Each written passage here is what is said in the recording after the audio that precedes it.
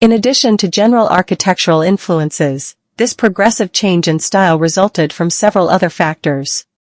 In the 1850s, the abolition of tax on glass and bricks made these items cheaper yet a suitable material, and the coming of the railway allowed them to be manufactured elsewhere, at low cost and to standard sizes and methods, and brought to site.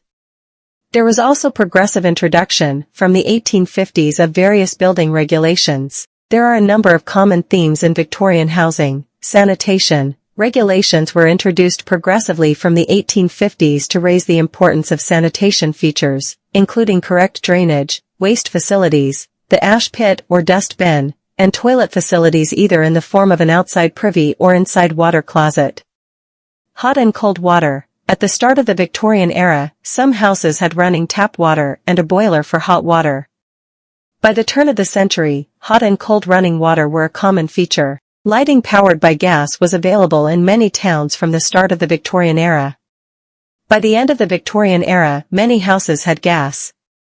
A basement with a cellar for the storage of coal, required for open fires and to heat water. Sash windows, but with larger panes of glass, from the 1850s, than the characteristic 6+6 smaller panes seen in Georgian and Regency architecture. The brick chimney was a prominent feature in Victorian homes, consisting of a fireplace, chimney breast and chimney stack that protruded above the roofline to exhaust smoke. Victorian houses were generally built in terraces or as detached houses. Building materials were brick or local stone. Bricks were made in factories some distance away, to standard sizes, rather than the earlier practice of digging clay locally and making bricks on site.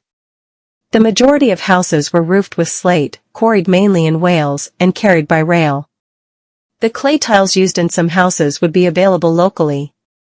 Vegetation and small garden were often incorporated into Victorian homes, as forms of nature were prized by the suburban domestic ideal.